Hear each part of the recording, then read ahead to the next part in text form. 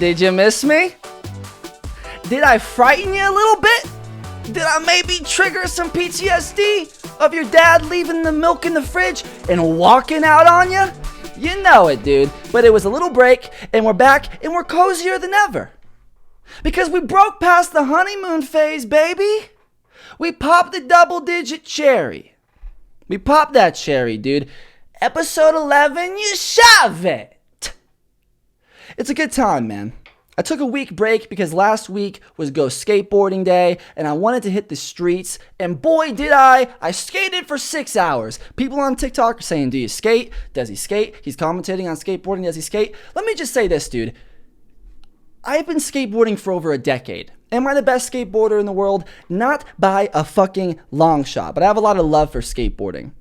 And I think even if I didn't skate, that would be fucking chill. There's plenty of commentators who do plenty of different sports and activities who just have a love for the game. And again, I skate, you go to my feed, at the Dustin, Dixon, at you can shove it, you hit that follow button and you'll see some clips.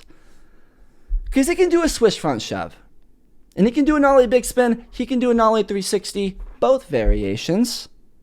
And he's working on the kickflip body varial. It was a good day, dude. It was a good day. I took a break from the podcast because I wanted to go out and skate. I skated for 6 hours. I started at Green Block Skate Park in Boulder, Colorado. It's a gnarly park. It's DIY.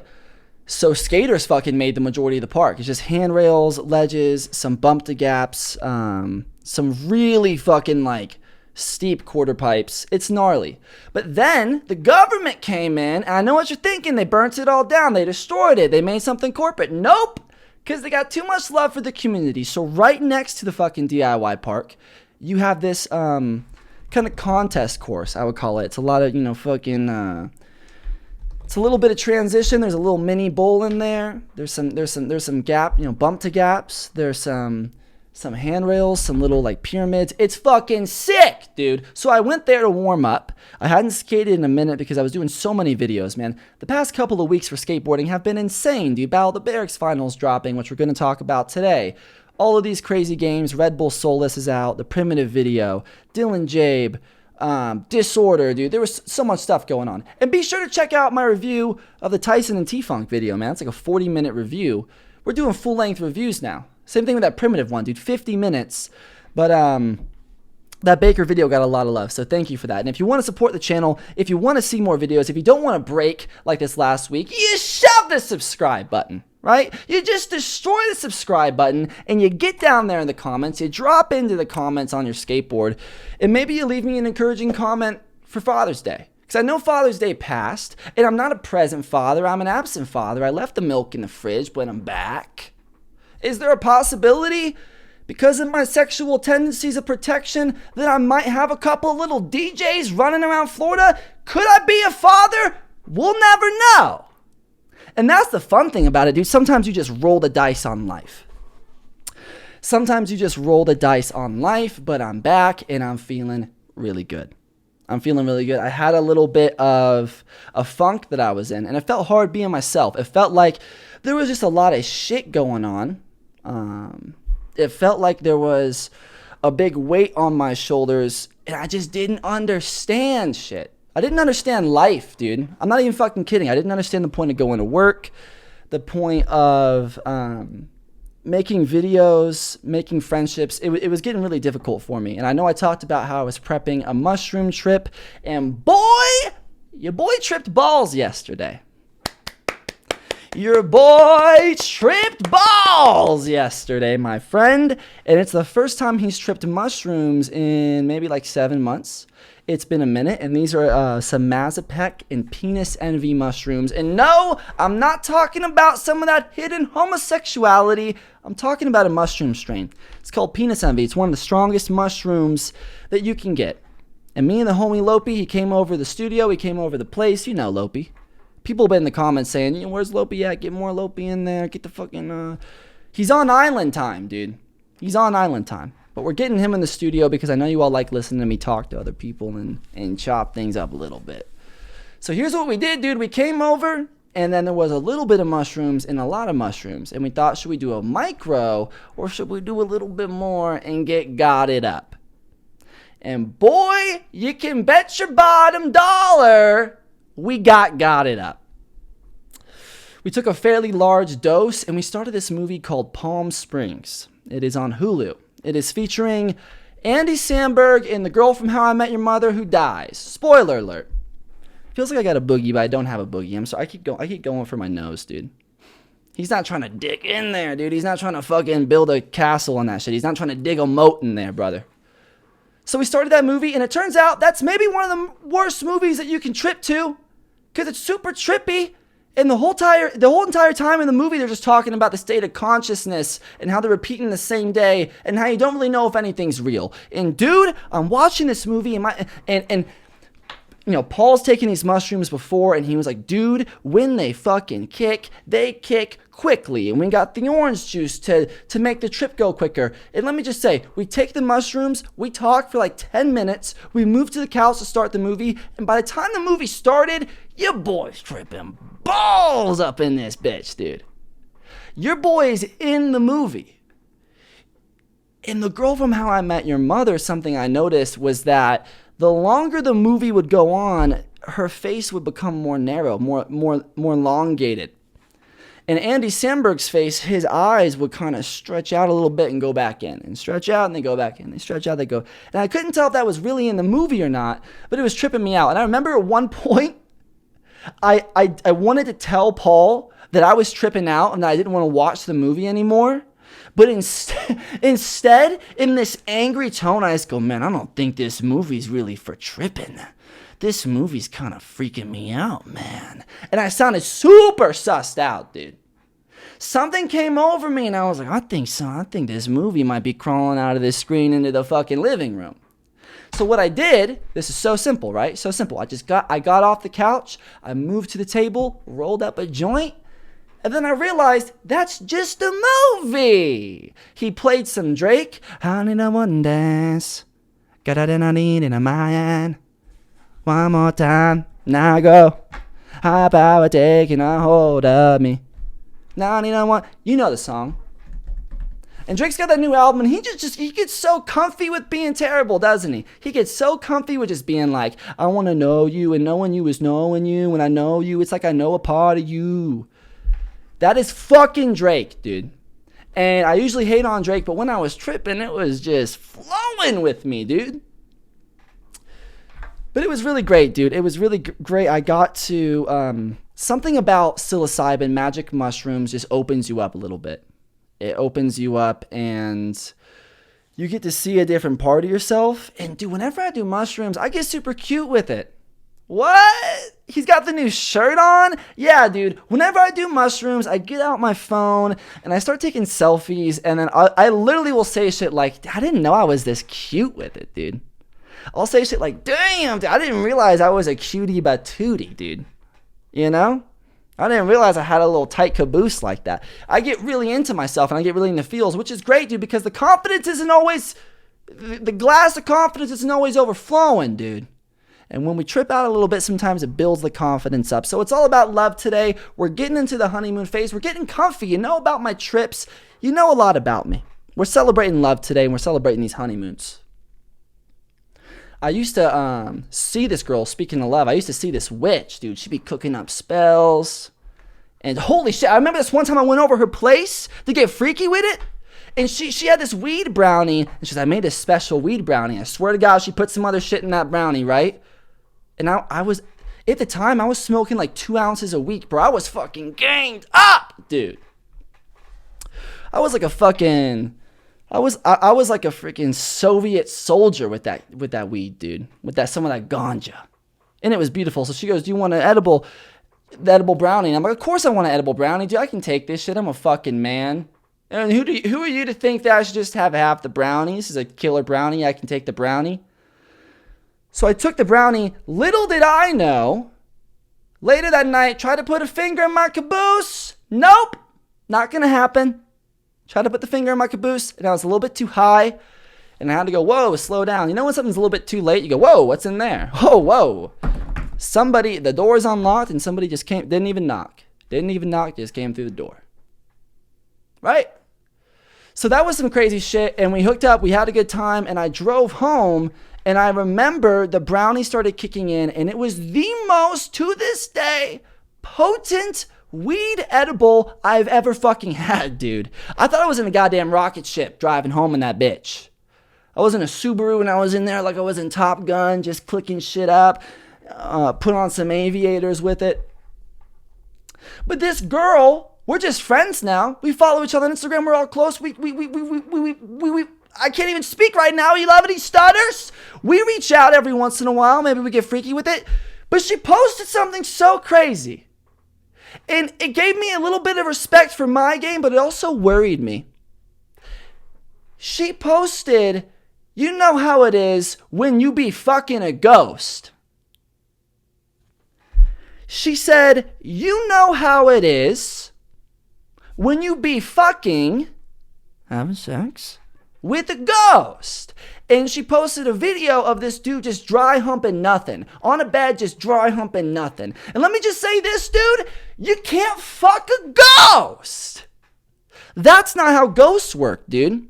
You can't even enter a ghost. You're not going to be able to nut on a ghost. I don't fully understand what you think you're doing, but I personally think you need to go to therapy. And let me just say this, dude. I'll put down a down payment. I'll be there the first 2 days. I'll be there the first 2 sessions if that's what it takes, because you can't fuck a ghost. And let me just say this, if I'm being too skeptical, if I'm being too woo-woo, boo-boo, whatever the fuck, is it possible to get an STD from a ghost? Because this girl says she's out here fucking ghosts. And if I be fucking this girl and she's fucking a ghost, am I going to get some ghost STD? And how do you treat that with a doctor? I don't want to go to some regular fucking East Coast medicine, I don't even know what you call it, doctor. And he's like, I can't give you fucking ibuprofen for this ghost gonorrhea. I'm going to have to go to some woo-woo person in California who talks to fish, koi fish specifically, and she's going to try to get the gonorrhea ghost out of me. So I'll keep you updated on that, man, and it's something that seriously worries me. People are seriously out here trying to fuck ghosts. Is there not enough people on Tinder? Is Bumble too bold with it? Do you need to fuck the dead? And how does that even happen? Do you go on a date with a ghost? Do you meet a ghost and get a feel for it? I don't know, man. I don't fucking know. I'm going through downtown Boulder the other day, and I see a 14-year-old wearing a future MILF hat, dude. Shake the parent's hand. You're doing a great job. Doing a great job of raising them, man. Man, I love fishing. It doesn't mean, man, I love fishing, dude. Raise your daughter. Raise your daughter. I need you to raise your daughter. Your dad's not around. I get it. She was wearing a future MILF hat, dude. And I get it if you're 20 and if you're going out there to the frat parties. But, dude, this person was evidently like a fucking kid. Wearing a future MILF hat? What have we come to, dude? What have we come to? So it's a great time, man. People out here fucking ghosts, dude. It's a great time. I do have some stuff that people sent in, and I want to get to this, man. A lot of stuff today about love, a lot of stuff about relationships, and we got some great videos we're going to get into. We're going to get into BATB12, but first, man, we got some great shit from Live Well. I went to Live Well today because I got an ounce, dude. I got an ounce of this member berry. It's an indica strain. It's absolutely redonkulous. Their prepackaged flower is some of my favorite shit, dude. Their prepackaged flower has some of the biggest nugs. It's fluffy. It smells incredible, and it's stanky. If it's top tier flower, I need it to be stanky, okay? I don't want that good quality to where it smells like a fucking rose garden. I want to smell like I'm in the trenches. I want to smell like I'm in a marijuana swamp ass. But today, I changed things up a little bit, and I got a 510 cart from one of my favorite companies, Select. You know I love Select, man. This is a hybrid strain from their distillate. It's really great. It is pineapple extra. He can't even say it. Pineapple Express from Select, dude. And this is a super gnarly company. So here's what I'm going to do. We're going to burn it down. It's been a minute. I think it's been about 8 episodes since we've jammed out to a track, smoked up a little bit. So we're going to just kick back, maybe eat an edible, maybe get a cigar, a joint, a blunt, a bowl, you name it. Take some time to relax. And this is All Night by Sirius Bright. I've only heard this song about once, man, but it's something nice, dude. It's something really special. and just get comfy with it, dude. Pineapple Express. Thank you, Live Well. Thank you, Live Well.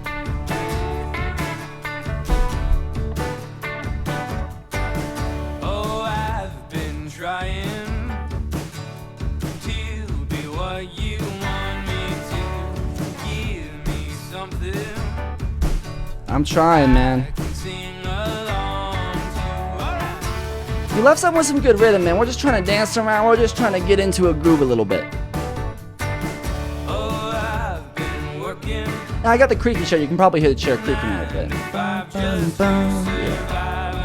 I feel that, dude. Working 9 to 5 just to survive. Someone brings me back to life all night, just pretending everything's alright, everybody's playing along, all night. Yeah, dude. Sometimes it's good to listen to something with a little bit of twang. Something with a little bit of twang that can wake you up in the morning. That is All Night by Sirius Bright. We're just getting into it, man. We're kicking it up. You smoking something good right now, man? I really like that Pineapple Express. It's from the classic movie with Seth Rogen and James Franco. Is he kind of a James Franco type, besides the weird sexual allegations of him being a professor trying to sleep with his students? You know it, dude. I'm more of that Green Goblin James Franco type. And if you know the reference, you can hop in the van and let's go up the mountain. And let's see what's over there. Let's see what's over the mountain, and let's maybe set up a tent, start a fire, and let's just reminisce. Let's reminisce about old times. So I want to say this, man. Congratulations. Congratulations. And the audience goes wild. Congratulations to John and Pam Bordas on getting hitched up, dude. Wow. We out here celebrating love. Listen, man, here's how it goes, dude. John hit me up. He's a fan of the show, and I love John. I call him Coach John. I've known him since I was a kid. He's just got this energy of a man who's seen some things. He's seen some things, but he can crack a joke, but you also are like, damn, this dude may have just taken out a grizzly bear. This dude may have seen a grizzly bear in downtown New York. He's from New York, and he may have just taken down a grizzly bear. But he got married, and he said, I love the show. Could you maybe do a shout out, because I love this woman. I wanted to know that she's loved. And dude, whenever we're celebrating love, you know I'm there. I'm on that hippie shit. And I'm willing to celebrate love enough to where I'll scream to where the neighbors upstairs can hear it, and maybe they'll get rowdy for it. And here's the beautiful thing about a wedding, man. My brother went to the wedding, and this is just great, dude. I think it's beautiful. They found love. This is the second time around at love, right? And that's a beautiful thing, right? Sometimes it doesn't work. That doesn't work out the first time, but you learn and you grow, and it helps you be with the right person. You learn these lessons in life, and they build up and they stack up when you build a Lego set of love. You're building a Lego set of love, and guess what, dude? This brick, it ain't falling down. It ain't breaking down. But it's interesting, man. They had the wedding, and Dalton went out to the wedding. My brother, he said it was a great time. And something I've noticed about these weddings, especially with John, man, when you got a dude who can take out a fucking bear, getting married, when you got somebody settling down who's just goated with it, greatest of all time. And he's a baseball coach, so you know he can use a bat. And a former police officer, and we back the blue. We back the blue on you can shove it. You shove it. We back the blue. And I just want to say congratulations to the two of you. I want to say congratulations. And at this wedding, you probably see things like grown men who have been at war, men who have seen their best friend die in their hands at war, are probably sitting in the pews bawling, crying. That's the interesting thing about a wedding, dude. You could get freaking Sylvester Stallone. And let me just say, dude, Dalton told me, I heard from rumors, Steven Tyler pulled up to the wedding. He wasn't on the list. Pulls out. Robert Plant pulls up to the wedding. Right? Are you on the list? I don't see anything, Mr. Plant. Pulls out. Get this, dude. Tom Brady pulls up to the wedding. Mr. Brady, you're not on the list. And he bumps it out because Coach John's super cool with it like that, dude. So you'll see a lot of grown men at a wedding crying, getting emotional, thinking about somebody they love, thinking about an ex-girlfriend, thinking about the person they're with now, thinking, man, I'm single. It's a beautiful thing. And honestly, it's got to be gnarly being the person getting married because you just secured your love for life. And you got all these people out here in the pews who are just fucking lost. It's kind of a flex. Getting married is most definitely a flex. You throw a party and you just go, dude, guess what, bro? I made it. So congratulations to John and Pam Bordas. It's a beautiful thing being in love, man. And here's to many years of trips, vacations, simple days at the house, and many more things. Just going out there, and that's a beautiful thing. Congratulations. So we're happy to hear that, man. A lot of stuff has been going down in the world of skateboarding, okay? The Battle of the Barracks 12 Finals happened. It happened on Caffeine. And I watched the live stream, dude. And can I just say that I was really disappointed with Battle of the Barracks 12. Let's get into this for a second, right? Are we going to get into the skate news of the day? We're going to get into the skate news of the day. I was really disappointed with Battle of the Barracks 12. Not just the finals, but the contest as a whole. Steve Berra in the Battle of the Barracks 12 Caffeine Finals had this entire bit about all of these skaters like Dylan Jabe and Paul Rodriguez, whoever, that had scheduling issues, or like how Mike V didn't want to play an influencer. You guys are still making videos about me online! From social media, he wanted to play someone who was legitimate. When do the skaters get to pick the battles? You know what I'm saying? They talked about how they reached out to Shane O'Neill, but he never answered. Wait, so you're telling me you put Shane O'Neill on the bracket for Battle of the Barracks 12 without even reaching out to him? And then when you did reach out to him and already put him in the bracket, I believe it was versus Shad, you just assumed he'd be down with it? That's not very professional, Barracks. And I love the Barracks. I want to see the Barracks succeed. I want to make this clear. I know the Barracks has a lot of haters. But dude, it is so stupid seeing a company that is owned by Hypebeast, that has millions of dollars, not be able to financially organize and put together a contest. And I was ready to put all of this scheduling shit to the side. Aureline Girard, the Legion of Doom, all of this shit. I was willing to go, you know what? This is going to be a great contest. We're going to see Jamie Griffin versus Paul Rodriguez. We're seeing Tyler Peterson versus Seva Krutkov. This is going to be great. But I'm watching Finals Night, and Paul Rodriguez is nowhere to be found. And you know I'm not going to hate on my boy Paul because he's my favorite skateboarder of all time. And did I think that Paul could have maybe whooped Jamie? I don't know. In his Death Blow interview, he said that Jamie was going to win, but I would have loved to have seen that game. And why am I saying that I would have loved to have seen that game? Why am I not saying that it was one of the greatest games of Battle of the Barracks history, of Finals Night history? It's because Paul Rodriguez got COVID literally the day of the contest at the last minute and couldn't make it. Listen, we are 2.5, maybe 3 years into COVID now. Could we get him masked up in a corner of the park that nobody is at, and can we film him live from there?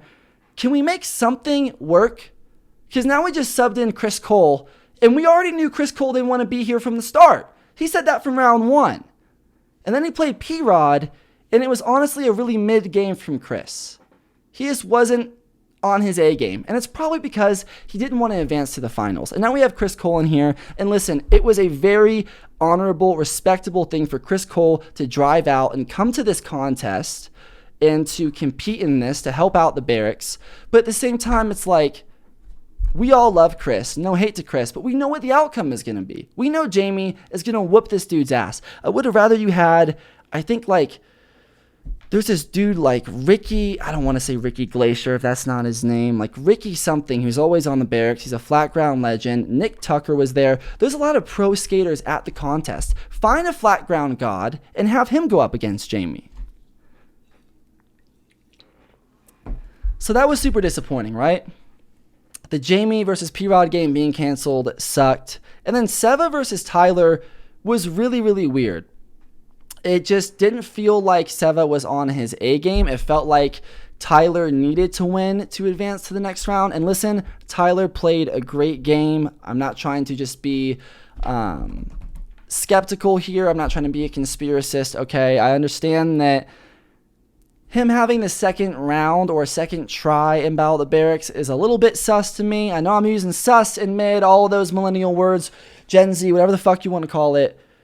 But it's a little bit sus to me, dude. Somebody being in the finals from having 2 opportunities, I don't love that idea. But Tyler Peterson played a great game. I guess he was working on flat ground for like 8 hours a day, and he honestly wiped the floor with Seva. That was an awesome game. But now we have our finals night game. Jamie Griffin obviously beats Chris Cole. We have Tyler Peterson beating Seva Krutkov. And let me just say, the Chris Cole versus Seva Krutkov game was very forgettable, which is totally okay. It's just like, we all know Seva's going to win. We didn't really care. Completely whooped him. It's totally chill. Honestly, I don't even remember the outcome of the game. If I'm being completely honest, I'm just assuming that Chris lost because of the energy of the night. I'm pretty sure right when he lost, he got the fuck out of there, dude. He was ready to go home. But I have a lot of thoughts about the finals and Battle of the Barracks 12 as a whole. I'm really disappointed with the contest, and I don't think I want to see a Battle of the Barracks 13 anytime soon. Mike Capaldi kept making jokes. He was commentating the event with Chris Roberts about Battle of the Barracks 13 and what we're going to see.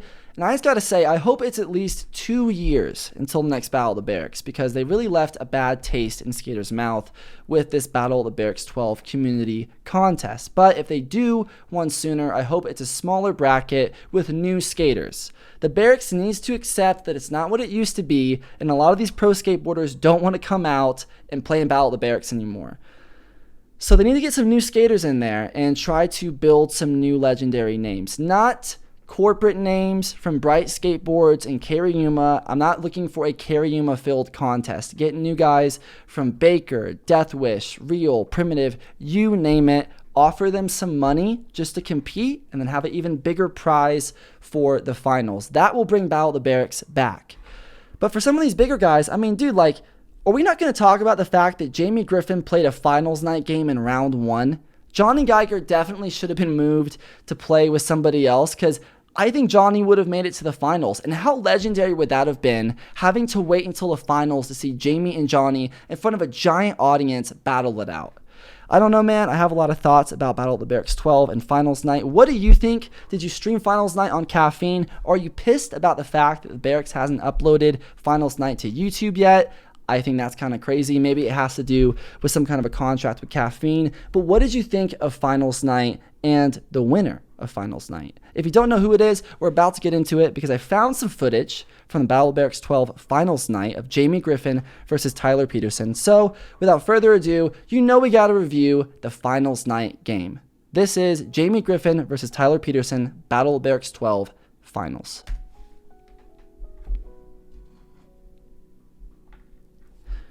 We got Steve reading the rules.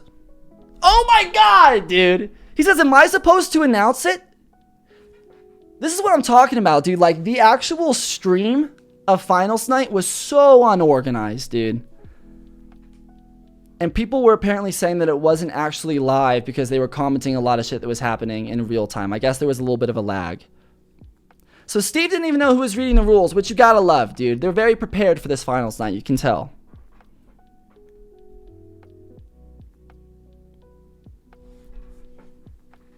Steve says, thank you to everybody for coming, man. We got the Kariyuma posters in the back. We got Jamie Griffin on the left and Tyler Peterson on the right. Jamie Griffin skates for HONEYMOON and hopefully soon Nike SB. He skates Nike SB footwear. And Tyler Peterson is skating for Bright Skateboards and Kariyuma footwear. Jamie Griffin from Ireland and Tyler Peterson from the U.S. Missouri. If you don't know the outcome of this game, who were you hoping to win? Tyler or Jamie? I gotta say, this is a gnarly game and will be a gnarly game to watch and review, but I would have loved to see Jamie versus Seva. That's gotta be a fight night game, because that will be technically so fucked to watch, dude. So sick.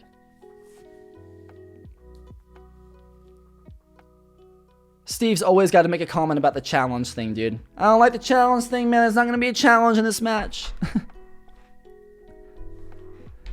And we got a special ref today who Steve Barra promised would ref the event. It's the OG, the legend, Tori Pudwill repping it up today. With the Red Bull beanie and everything. I think Tori will be a good ref. Got a good eye for that toe drag. And Tori's been in a lot of Battle of the Barracks, so he knows a lot about unfair reffing.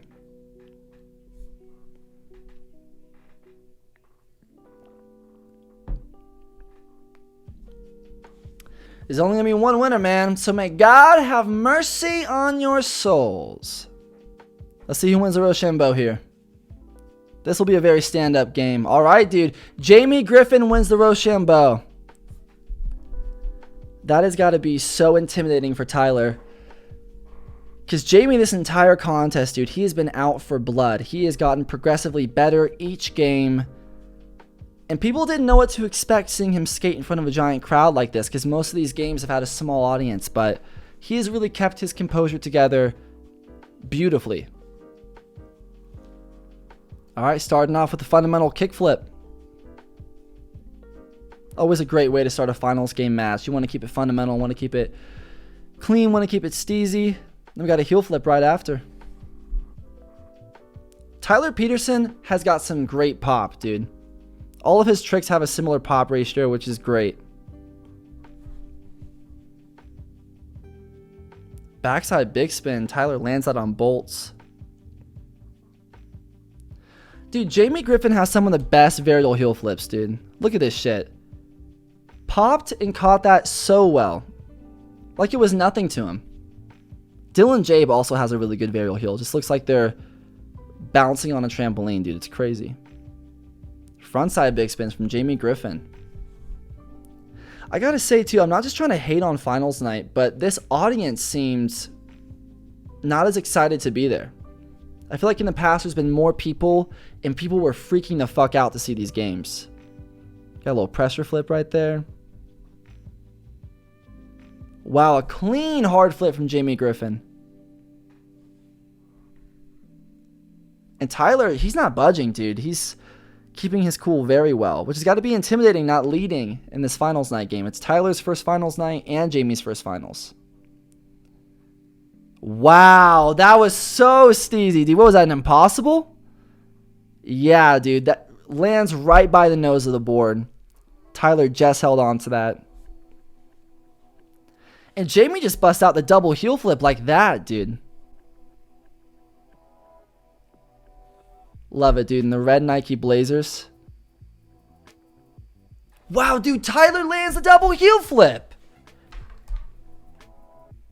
He landed that beautifully, too. You can see the board went a little vertical, a little up just a little bit, and he caught that so well. Backside bigger spin from Jamie Griffin. Little bit of toe drag from Tyler. I think that needs a redo. That needs a redo. I love how Tori's just asking Chase, like, should I do a redo? Should I do a redo? And you just see Chase looking at the footy, like, redo that shit. Baller move from Chase Gabor. Chase is always a stand-up filmer. He should ref more games, but I guess he's filming a lot. Ooh, and Tyler gets letter S on the backside bigger spin. What's Jamie going to back it up with? Wow. I think it was a 540 flip. No, it's a regular tray flip. Wow, he flicked that really nicely. Fakey double heel flip from Jamie Griffin. Wow, dude, Tyler Peterson lands it. He's really got his double heel flip variations down, which you gotta master if you're playing a game against Jamie Griffin. Holy shit, dude. Jamie comes in here, backs it up with the ollie late flip. Back foot late flip too. A little bit extra difficulty right there. And Tyler has SK. He bailed the ollie late flip. And the man who's landed a 900 Shove-it just busted out a 540 Shove-it. So Tyler's going to try to attempt this right here. Wow, dude. He landed that on bolts. I thought he was going to land primo. Huh. I think that was a backside pressure flip. Yeah, I think that's a backside pressure flip. Let me know what that is in the comments if you know. I'm pretty positive it's a backside pressure flip. Wow, Tyler Peterson lands that perfectly as well. He's got a couple letters, but he's keeping his cool together. Some guys, when they hit a letter, the next couple of tricks, dude, even if it's a simple trick, they bail. I like how Jamie throws in some really hard tricks and then just some fundamentals. So he did the backside flip and then bails on the 540 tray flip. So now the ball is in Tyler Peterson's court. He's leading for the first time in finals night. What do we got? Oh, dude! Tyler went for the nollie flip. A little bit of toe drag, jumped off the board. Gets Jamie back in the lead. What are we going to see from Griffin, dude? Shit, dude. Tyler must be hitting himself on the head right now over a nollie flip. Must have been some of the nerves. Ooh, sketchy landing on the 540 flip. So Tori's calling a redo for Jamie. Respectable. And he lands it perfectly, dude. You know what, Jamie Griffin, man, it's going to be nothing but consistency in class. And Tyler Peterson just backs that up perfectly. Crazy, dude. Yeah, sorry about the screen recording. This is the only recording I could find for finals night. And I couldn't even use my editing to fucking extract the recording from finals night. It's on caffeine. It's crazy. Alright, so Jamie bailed and Tyler's in the lead. Jamie's going up right now. Lands a switch heel flip. Tyler's keeping it really chill right now. Kind of get a couple lands in. Backs up the nollie flip. Lands it this time. And after landing that missed attempt, that bailed nollie flip, he's got to have some confidence. He's ready to take on a couple of probably more difficult tricks. Just busts out a switch flip. Jamie Griffin lands that. A little bit sketchy, actually. Definitely doesn't need a redo, but I was just surprised to see that kind of style from Jamie. Half cab flip from Tyler. Or maybe it was a nollie flip. One of the... Oh, shit, dude. Jamie gets a letter S on that. Holy shit. Backside 360.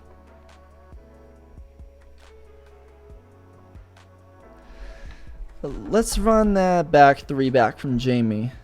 That's a little bit of a sketchy back three. Like, I gotta be real. I made this comment with P-Rod because P-Rod's back threes are a little sketchy. I could do a back three like that, especially on Barrick's ground. So I think that should have been a redo. I think that, yeah, Jamie should have redone that one. A really clean frontside 360 from Tyler. Knowing your 360s, your variations in a game of skate is so important because so many people focus on flip tricks and other variations that goated skaters like Nigel Houston and Paul Rodriguez, they don't practice them a lot. So you can get a couple of letters just by doing some of these variations. And yes, I said goated. Another, yeah, that's another sketchy front three from Jamie. That's got to be a redo right there, dude. That's a 180 with a revert. Okay, yeah, dude, yes, bro. Tori calls the redo. And then as he calls the redo, Tyler does a nollie 360 flip 360. Yeah, even though Tyler landed the trick, Tori's like, I gotta get a redo. And Jamie popped a fucking, yeah, that was a good front three. A little bit of revert, but like he made about 270 of that. He made the majority of that. And Steve's just communicating to Tyler that trick he did, the nollie 360 flip 360, that counted, even though it was kind of out of order because of the redo. Man, he really just whipped that shit out too right after that trick. Just bust out that nollie 360 flip 360. Holy shit, dude.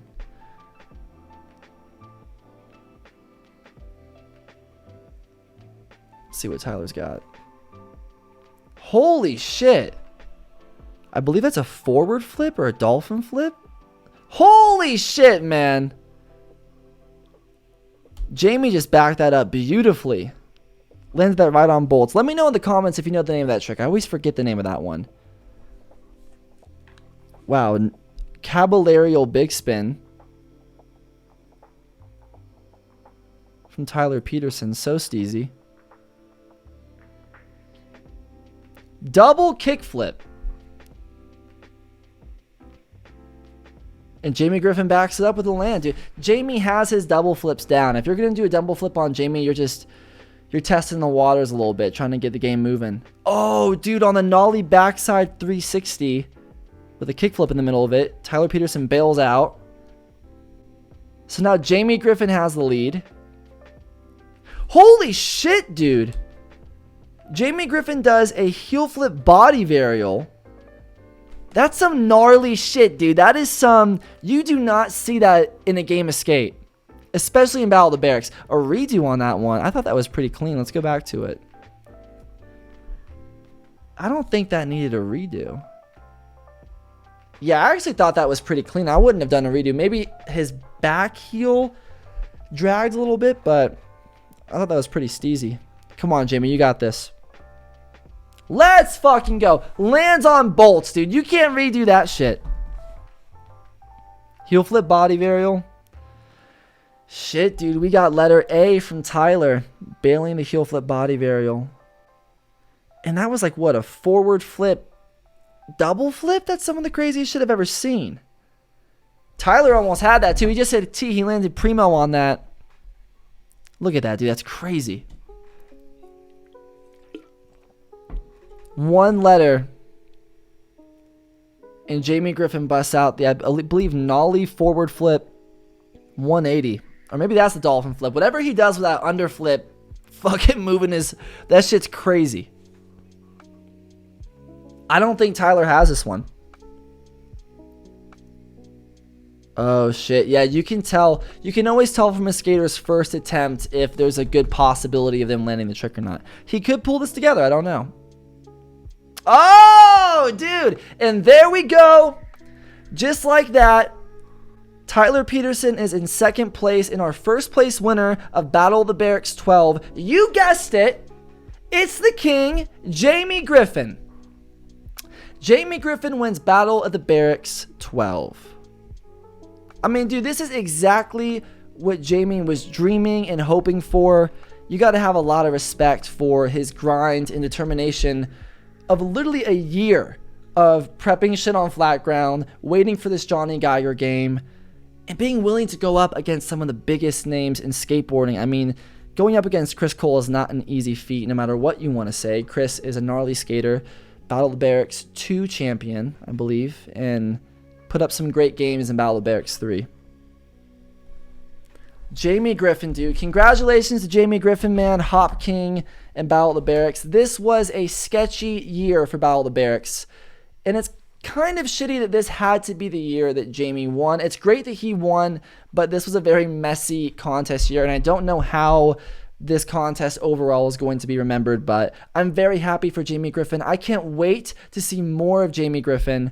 He got this gnarly trophy in a Battle of Barracks 12 custom ring, which is pretty fucking sick, dude. So what were you hoping to see in Battle of the Barracks 12, the finals? Were you stoked that P-Rod wasn't there and that Chris Cole subbed in? What did you think? Did you want Jamie to win? And are you looking forward to more content and contests from Battle of the Barracks? Let me know what you think in the comments. If you want to see more videos, you know what to do. Shove it all over that subscribe button, man. Get down there in the comments. Let me know a skater, a contest, or a review you want to see next. Because guess what? Red Bull Soulless contest just started. And we're going to do some reviews of those skaters. Because I think that is a really unique contest with a lot of heart. So I'm stoked for that and get ready for that. Okay, dude, so we got to talk about Ezra Miller. How is it that every week on this show, Ezra Miller somehow squeezes his way into the mix? How is it that Ezra Miller is just speeding around this bitch, getting in the news, and getting away with it? This dude's a sneaky motherfucker, from his arrest in Hawaii to spitting on Nazis' faces, and then people were talking about how he fucking kidnapped a girl. You're in the Warner Bros. Flash movie, and you're kidnapping people. You're kidnapping young children, and you're feeding them LSD, and you're feeding them mushrooms, and you're trying to hypnotize them. And if we learned anything from MK Ultra, it's that you can't hypnotize somebody with LSD, Ezra. And honestly, dude, it's very funny to me that we even entertain, and I know this is a sketchy fucking thing to say, but the they-them thing with Ezra, because they're so off the rails. They're so off the rails. It's like, can we take anything they say seriously? Because in recent news, Ezra Miller has kidnapped a couple of children and is keeping them not only in a farm that people can't seem to locate, but a gun farm. Oh, but what's the difference between a farm and a gun farm?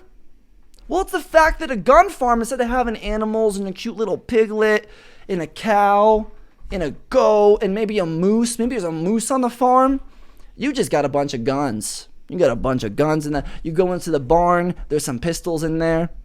You can go to the back where the fences are, you got some shotguns. And you go into the main room, you're going to see some AR-15s. And they literally found fucking footage or photos that were leaked of a 2-year-old baby with a bullet in its mouth. Not a shot bullet, but like sucking on a bullet like a binky. Babies shouldn't suck on bullets like binkies, right, Ezra?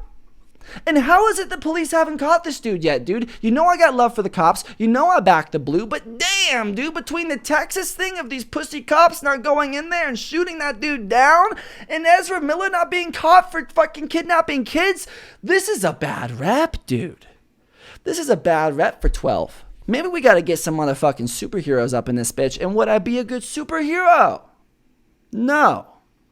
But am I maybe someone who should be up a contender? Yes, because I think it'd be fun if I was in like a superhero game show and I had to fucking fight and figure shit out to do that.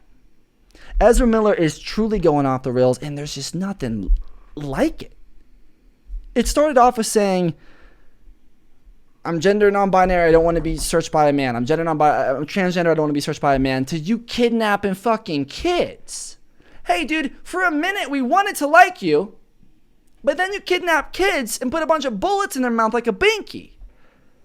You know? And of all the places you go to, you pick a farm? It's just funny the cops haven't found this dude yet. He's fucking speeding them out. And is DC going to keep this dude in their movies? They've already filmed an entire movie, and DC said that he's in so much of the movie that they couldn't just get another actor to play in for him. They have to redo the whole movie. It's millions of dollars. So Ezra's really fucked some shit up, dude. Maybe at the end of this movie, they're going to have to introduce a new Flash or just get rid of the DCU as a whole and start from scratch. I don't know, dude, but I feel bad for Warner Bros. They're just trying to do it. They're just trying to do their part. They're just trying to beat Marvel. They're just trying to tell good stories. And did they crush it with the Batman? Yes. Bless up. Bless up for the Batman. But here's the thing. They also announced that they're doing a fucking musical for Joker 2. They're doing a musical for Joker 2, and it's with Joaquin Phoenix, and apparently it's going to feature Lady Gaga. And you know what I really don't want to see in a Joker movie? A musical. But you know what else I really don't want to see in a Joker movie is Harley Quinn.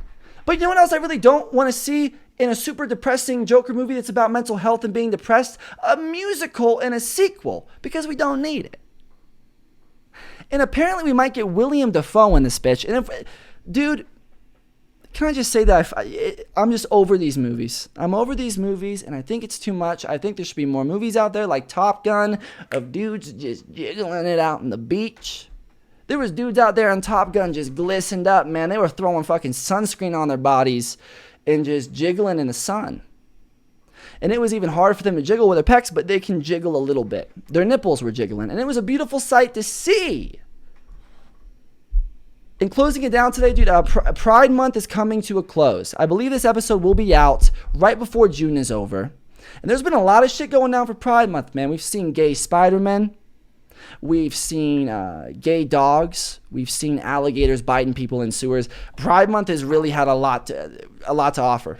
A lot to offer for someone who is new to the community. And let me just say this, dude. If there was ever a time you wanted to show respect for the homosexual community, the LGBTQ, this is the time.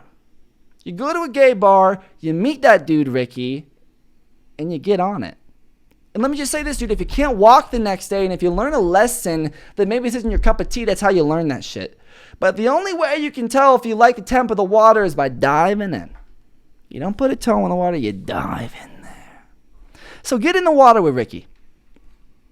But who doesn't need to get into sexuality in the water is fucking Postmates. Postmates has no responsibility telling me how I need to buck down.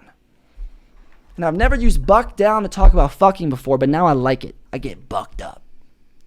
I don't need Postmates telling me how to get off, dude. And Postmates for Pride Month, they had this commercial, and I don't know if I can play this with the copyright, but I'm going to try to because so many people sent me this shit. They have a whole fucking commercial just talking about if you're eating that booty, if you're getting stupid in that asshole, if you're just donking up those cheeks, what kind of food you should be eating. So let's check it out. What are you eating this Pride? Eat with pride. Well, if you're a top, it seems like Also, straight people do butt stuff too. And no hate to the gay community, but straight people do butt stuff too. And I know plenty of people that are straight that do butt stuff. And I'm not just talking about myself. I know plenty of people that are straight that do butt stuff. So it's not just for pride people, but happy pride. you can eat whatever you want. But if you're a bottom, you're expected to starve? Not this Pride. I don't get this, dude. If you're a if you're a top, you can eat anything you want. But if you're a bottom, you're supposed to starve. I don't get that philosophy because if anything, the bottom's getting all the go. The bottom's getting the fucking load, dude. Some of that bojanga. The bottom's getting all of that shit, man. If anything, the top is like they're doing all the work because they're getting that cardio in and just getting on there. And they probably need the food. So yeah, maybe the top does eat more because the bottom's just laying down there chilling. But I also gotta say, depending on the state of this, if you're on the bottom, that also could be some serious work too. But I'm just saying, don't make it seem like there's a fucking power play in the bedroom. Like one person ain't eating it. Dude, the bottom getting it down. Some people switch. Some people do both ways. And there's even a position, that people can be doing two things at the same time. They are really revolutionizing out there. You can do two things at the same time. You can suck on something, they can suck on something, it's crazy what you can do these days. Introducing the bottom-friendly menu from Postmates. The bottom-friendly We teamed menu. up with Dr. Evan Goldstein from Bespoke Surgical to bring you a menu of bottom-friendly foods. And they actually backed spoke by to a science. real fucking doctor. Dude. Insoluble fiber won't help you feel cute, so avoid things like whole grains, wheat bran, cauliflower, potatoes, legumes. Hold up, are you just fully diving into those beans? Dude, I don't like that. I do not like it. Are you just fully diving into those beans? Dude, is that supposed to be sexual? Are the beans supposed to be a sexual innuendo? Get the beans away from me, dude. I ain't diving into no beans. And apparently, well, I guess he's saying if you eat this shit, you're going to have some of that doo-doo in the back pocket. You're going to have some of that Wet n Wild, but it brown. But I don't know, man. That's fucking... I don't like that diving into the beans. You're going to be diving into those baked beans. And they're just... Beans make you fart, dude. Beans make you fucking fart. What is sexual about beans? The problem with these foods is they don't dissolve in water, which could cause a traffic jam in your digestive system, making a mess of your evening. Oh, dude, he literally just said if you eat the wrong food, you're gonna be fucking pooping all over that dick, dude. Literally what he just said. It'll make a mess of your evening. If you're going to eat Poop something dick. insoluble, give your body about 24 hours to process all of it. Soluble fibers and protein They're just saying are the to key to having eat some vegan, good, dude. If you clean eat fucking fun. vegan, These you can all get your digest ass pounded easily out and any slowly time of while the feeding day, your dude. good gut bacteria, It's dairy, which it's makes fish, it's meat, sushi it's all a this shit. great bottom-friendly option. There's no right or wrong way to bottom. Well, I guess But if you're you're getting in the planning on bedroom with getting something you already peachy eat fish. this You know what I'm Pride, saying? the bottom-friendly menu on Postmates has Something the you've already kinds of foods that eaten could keep you feeling good. Are you organic? There's no right or wrong way to bottom, yeah, but there is a wrong way to bottom because if you eat a bunch of food, you'll be fucking diarrhea all over the dick. I knew a dude once who told me about this girl who he hooked up with in the woods, and it's not some creepy shit. It's back when we were younger and you couldn't hook up with people in a lot of public places or in private places. You get what I'm saying? But he told me that she didn't want to fuck normally, so they fucked anal. And when they fucked anal, she pooped all over his dick. And you know what I told him, dude? The first time he told me this, dude, I didn't give him some, oh, whoa, me, pity witty, I'm a good friend, I'm here for you, I'm not gonna embarrass you shit. I said, dude, once you have poop dick, you always got poop dick. Poop dick don't go away. It's like ghost gonorrhea. Poop dick stays with you for life. So you really want to make sure you're not eating a fat lasagna with some meatballs in it before you get down on that booty. And I get what Postmates is doing. They're trying to get the people with it. Maybe make it an ad on the hub. I don't think this is something that that children need to be watching and going, oh man, hey dad, maybe I should be eating something for a bottom. It's June. It's bottom month. You know, there's a bunch of little kids. It's bottom month. That's not a good idea, dude. Not intended as a substitute for medical advice. Always consult your physician before undertaking a new health regimen. Dude, they can't even fully recommend it. I love reading the closed captioning and shit. On getting peachy this Pride, the bottom-friendly menu on Postmates has the kinds of foods that can keep you feeling good. Are you organic? Oh my god, dude. Are you organic? Mm-hmm. Mm-hmm. I'm organic. You can have in my fucking buns. I hated everything about that. What the fuck is Postmates doing? We get crazier and crazier every Pride, dude. I'm waiting for next year when there's the Pornhub collab with Amazon. You buy a fucking blanket, they'll send you a porno in there. I remember there was this one time when I went to this Pride parade. I went to a Pride parade like in Johnson City, Tennessee, a really small town in Tennessee. And people there, man, they gay out. You know what I'm saying? When you're in a small town, there's a lot of conservatives. People go extra gay. And there was live music, and there was a lot of pinks. There was a lot of pink colors and rainbows, and there was a lot of free shit. So me and my ex at the time, we went in there, we wanted to get some free shit. And guess what, dude? They were giving out fucking condoms like it was candy, like it was Halloween. Somebody knocking on your door. You want a condom? You want a small condom, a big condom, a ribbed condom? You want a condom that has graphics on it? Fucking Shrek, Rat-Tat-Tooey condoms? They had everything, dude. But the wrapping paper, like the cover of these condoms, were two gay men having sex. And I was with a woman, and it made me think, like, dude, yeah, do I want 20 condoms? Kind of, because does your boy also want to go bare? Yeah. And is he also worried about getting ghost gonorrhea? Yeah. But if it's time to get shacky with a biddy, and I'm doinked up, do I want to whip out a gay condom? Because I feel like that would just kill the mood. Imagine you're about to get it with your girl, and you see a little bit of gay porn. Now, I know what some of you guys are thinking. Ooh la la. You need to go to therapy. There's nothing wrong with that. You need to go to therapy. You need to figure that out. You need to talk to your girl about it, and you need to figure that out. But that's not what I'm talking about today. I'm talking about a rock turned into a pillow. Okay, so I couldn't use the condoms, but there's a lot of stuff going on with Pride, and every Pride we're getting crazier and crazier with it. But this has been a good Pride, and thanks for being here during Pride, because we really we go all out, man. We go all out, and we make sure that gay people feel welcomed here, that you can shove it. And I live and stand by that. Somebody sent this in to me, man. A Google engineer who sees that the company's AI is sentient thinks that their new chatbot has a soul. This is crazy, dude. A worker from Google thinks that their top AI is fucking sentient.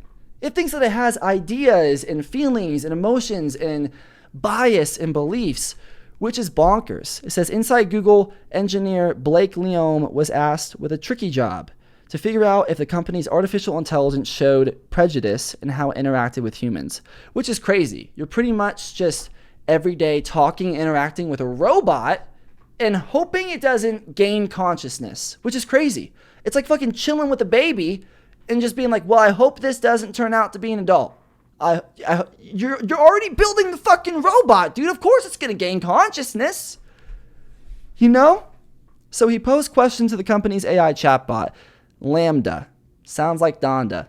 Are they inspired by Ye? So he posed questions to the company's AI chatbot, Lambda, to see if it revealed any bias against, say, certain religions. This is where Leone, who says he is also a Christian mystic priest,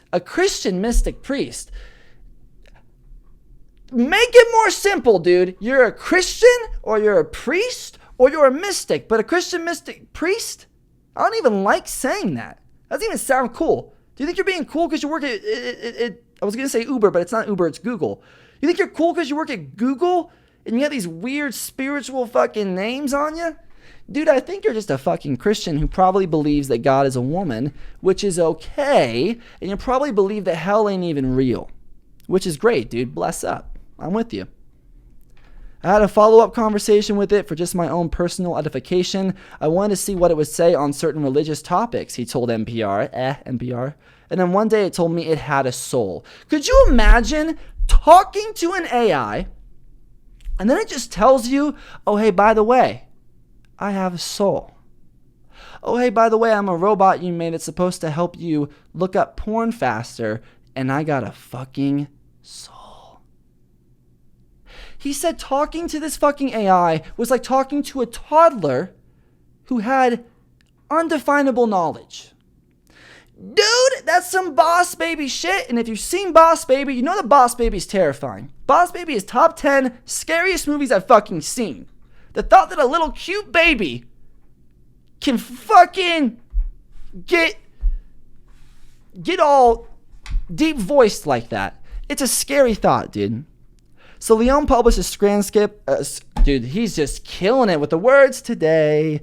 Leon posted a transcript of some of his communication with LaMDA, which stands for Language Model for Dialogue Applications. His post is titled LaMDA Sentient, and it instantly became a viral sensation. Since his post in a Washington Post profile, Google has placed Leon on paid administrative leave for violating the company's confidentiality policies. His future at the company remains uncertain. So they put him on paid leave because he announced that their AI might be sentient.